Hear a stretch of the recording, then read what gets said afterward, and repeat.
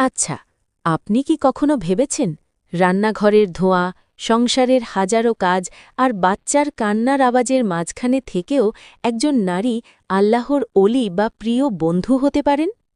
আমরা অনেকেই ভাবি জান্নাতি হতে হলে হয়তো সারাদিন জায়নামাজে বসে থাকতে হবে, সংসার ফেলে শুধু তসবি পাঠ করতে হবে। কিন্তু জানেন কি, ইসলামে একজন নারীর জান্নাতে যাওয়ার পথটা আল্লাহ কতটা সহজ করে দিয়েছেন? প্রিয় বোন, আপনার সারা দিনের হাড় ভাঙা খাটুনি, স্বামীর জন্য অপেক্ষা, সন্তানের যত্ন, এই সবটুকুই হতে পারে আপনার জান্নাতের টিকিট। শুধু প্রয়োজন একটু সুন্দর পরিকল্পনা আর নিয়তের পরিবর্তন।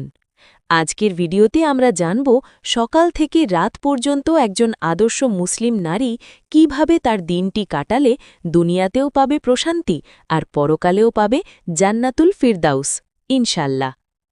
আমাদের বাংলাদেশের প্রেক্ষাপটে একজন নারীর জীবনটা খুব সহজ নয়। ফজরের আজানের সাথে সাথে যার দিন শুরু হয়, রাত গভীর হলেও তার ছুটি মেলে না। কখনো স্টুডেন্ট হিসেবে পড়ার চাপ, কখনো মা হিসেবে দায়িত্বের পাহাড়, আবার কখনো বা স্ত্রী হিসেবে মানিয়ে নেওয়ার লড়াই।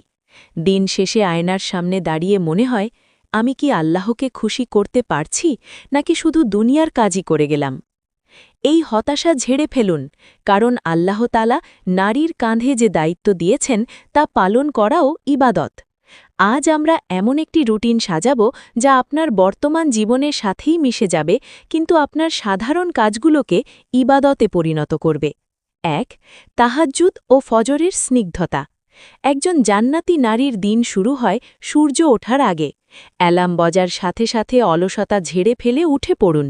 রাসূল সাল্লাল্লাহু আলাইহি ওয়াসাল্লাম বলেছেন, ঘুম থেকে উঠে আল্লাহর নাম নিলে শয়তানের একটি গিট খুলে যায়।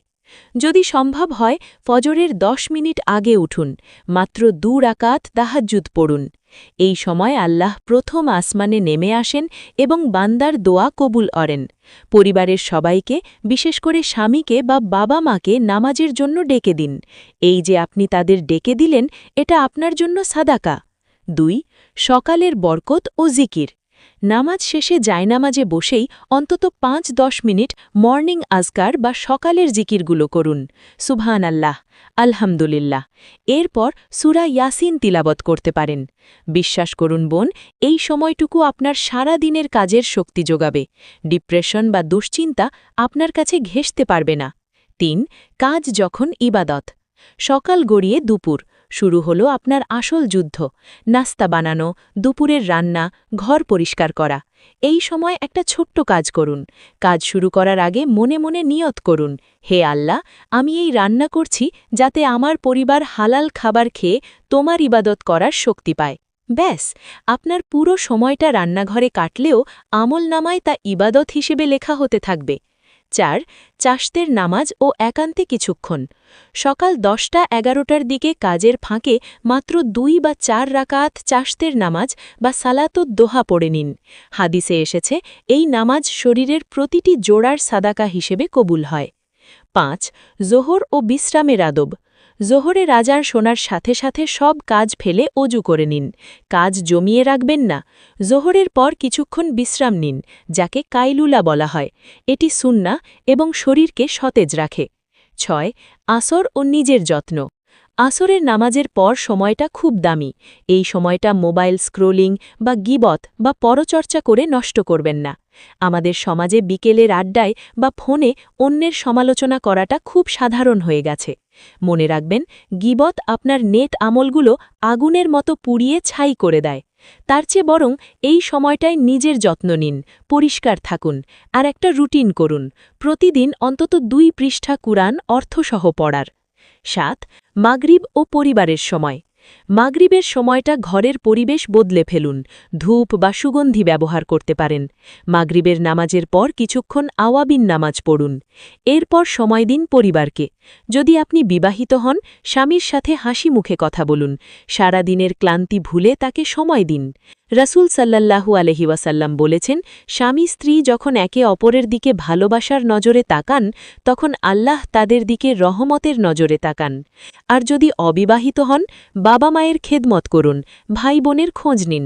এই পারিবারিক বন্ধন রক্ষা করাও জান্নাতি নারীর বৈশিষ্ট্য। 8 এশা ও দিনের সমাপ্তি এশার নামাজটা ধীর স্থিরভাবে আদায় করুন। এরপর ভিতার নামাজ পড়ুন। রাতের খাবার খেয়ে ঘুমানোর প্রস্তুতি নিন। 9 শোয়ার আগের আমল ঘুমানোর আগে অজু করে নেওয়া সুন্নাহ। বিছানায় যাওয়ার আগে সূরা মুলক তিলাবাত করুন। এটি কবরের আযাব থেকে রক্ষা করে।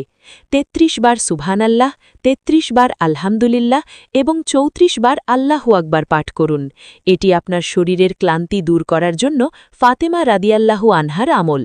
10 মুহাসাবা বা আত্মসমালোচনা সবচেয়ে গুরুত্বপূর্ণ। চোখ বন্ধ করে ঘুমানোর আগে 2 মিনিট ভাবুন আজ দিন সারায় আপনি কাউকে কষ্ট দিয়েছেন কিনা, কারো হক নষ্ট করেছেন কিনা। যদি করে থাকেন মনে মনে আল্লাহর কাছে ক্ষমা চান এবং আজ আপনাকে যারা কষ্ট দিয়েছে তাদের সবাইকে মাফ করে দিন। এক সাহাবী শুধুমাত্র মানুষকে মাফ করে দেওয়ার গুণের জন্য জান্নাতি হওয়ার সুসংবাদ পেয়েছিলেন। আপনিও কি চান না সেই সৌভাগ্য? প্রিয় বোন, 2টি বিষয় মনে করিয়ে না দিলেই নয়। 1 পর্দা ও শালীনতা বাইরে বের হলে শালীন পোশাক পরুন। আপনার সৌন্দর্য রাস্তার সবার জন্য নয়, এটি আমানত।